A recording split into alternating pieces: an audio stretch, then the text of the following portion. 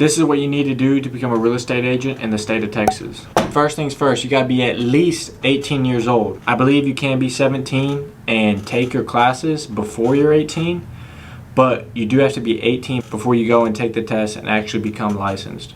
Now, there's 6 pre-licensing courses that you need to take. Each of them are 30 hours, and you need to complete a total of 180 hours before you can go and actually take the exam. The 6 courses are the Principles of Real Estate 1, the Principles of Real Estate 2, Law of Agency, Law of Contracts, Promulgated Contract Forms, and lastly, Real Estate Finance. Like I said, each are 30 hours long for a total of 180 hours that you need to complete and send over before you can register your test. Now, there's multiple companies that you can take your courses from. I would shop around, see what the best prices are within your budget, and I kind of get some feedback and some reviews on which courses most people like. I would look into whether you're a visual learner or if you're more of a reader kind of person. Personally, I was a video type of guy, so I liked the courses I did. There were a bunch of videos and questions as well. Some people like the PowerPoint kind of stuff, not as visual. So yeah, look for what those companies offer and make sure it's tailored towards the way that you like to learn and that's best suiting for you,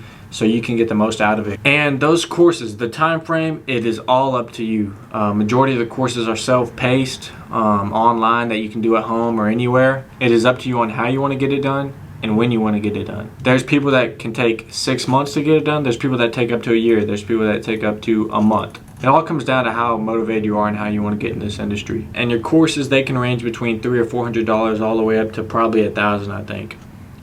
So it all depends on your budget, what you're wanting to get out of those courses, how you want to learn, all that kind of stuff. So you do want to make sure you look into it, do your research on all of them, and go with the one that best suits your needs. Now you need to submit your application to TREC.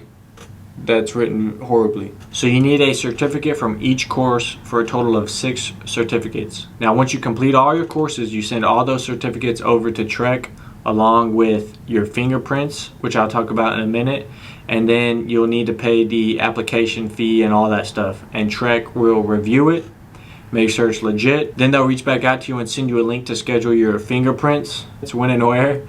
And then also a link to register your exam. So you gotta complete your courses, send that over, and then get your fingerprints done. The fingerprints, I believe, are around $30, $40, depending on where you're at. And during that time where you schedule your exam or you're waiting to hear back, you can go get your fingerprints done in advance. It doesn't take long. You just set up a date and time. You go in, it's maybe 5 minutes, get out, they'll do all that background check, and they'll actually submit all the stuff over to TREC. And TREC also gives you a thing, kind of a updated checklist. You know, it shows that you complete all your stuff, all your courses, shows that you did your fingerprints, and then it kind of shows your test is scheduled, and then it'll be blank since you haven't taken it yet or passed it yet. And so when it comes to test day, there's a state and national exam that you need to pass. I forgot the total number of questions. And while you're waiting for your test, you know, you usually schedule it out a couple weeks. Personally, what I found best is I did practice exams every day leading up to that. That way I got my mind into testing mode. One of the biggest takeaways was they reword questions a certain way to trick you. So you got to be able to notice that. Alright, so say you finished your courses, you submitted your applications, you got your fingerprints done, you got your exam scheduled, you're learning, you're practicing your test leading up to the exam.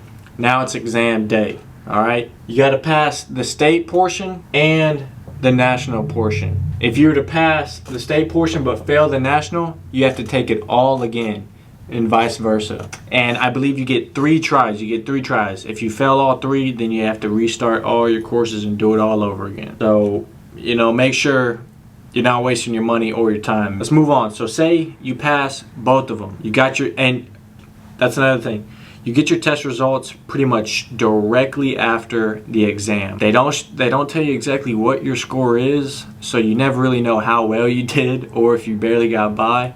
But you pass, you pass. Once you pass, like I said, you get your results immediately and you actually get your license number and all that stuff immediately. Now, it does not mean that you're an active real estate agent yet. You need to find a brokerage that will sponsor you first.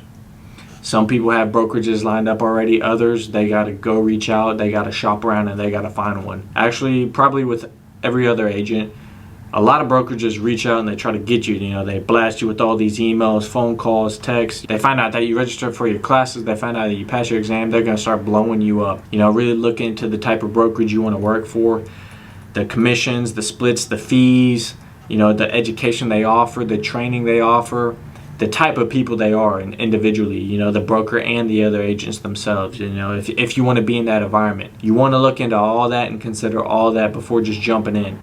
Bam. All right, say you find a brokerage now. You know, you're all set. You got to give your license number to your broker. They will send that license number into TREC, and then you will be officially licensed, and then you are legally able to sell real estate that moment. And I believe it can get done in all one day. You know, you get your license to your broker sends it over that day. You know, within a couple hours, boom, you're set. You can actually sell something that day legally.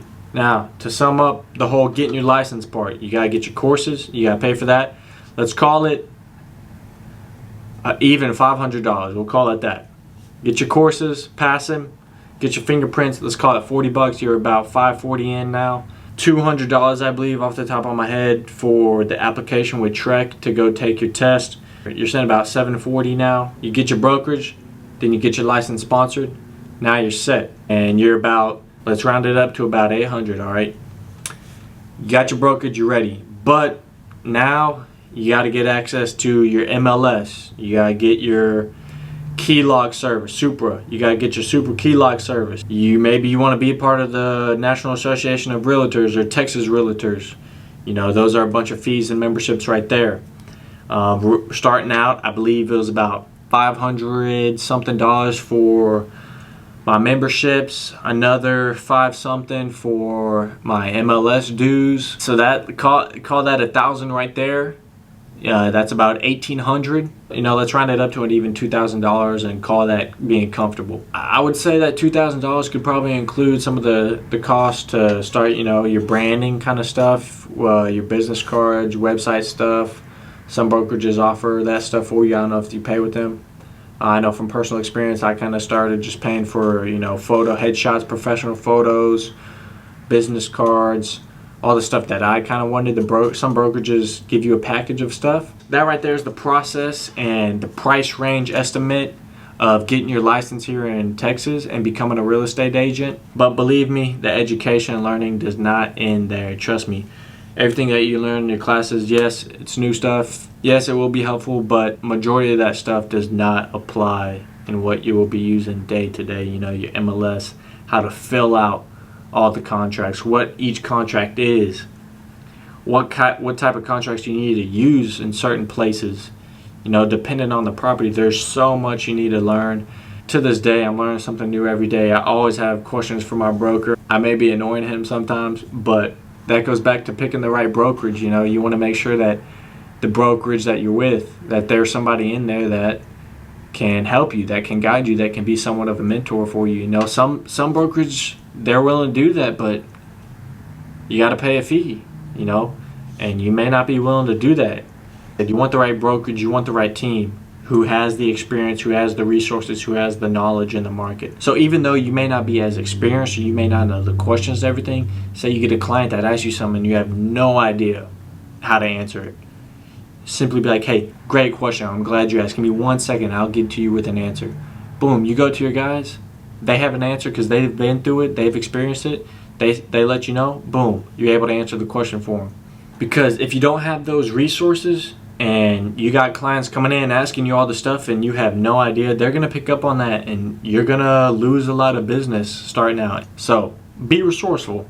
You know, have the right team, have the right brokerage that you can go to for anything you need. And day in, day out, I would study, I would learn, I would ask questions, I would ask as many questions. Like I said, I probably annoy my broker with all the questions I have. But that way, I can start building that experience. I can start building that knowledge. You know, that way when clients or prospects begin to talk with me or a friend, I'm a little more knowledgeable at the time now. That way I can answer a question probably right on the spot rather than having to get back to them. You know, so any question, any scenario that pops up in your head, I would reach out and ask about it and try to get any help, any information as I can and just learn it. And you want to be resourceful. Well, I believe no amount of experience will allow every question to get answered. But being aligned with the variety of professionals in the industry, having the right contacts and having the right relationships will definitely get the answers you need. So it's okay to be unexperienced, but as long as you're resourceful. And boom, just like that, now you got your license. That's how you get it here in the state of Texas. If you thought this information was valuable, if you learned something new, subscribe, leave a like,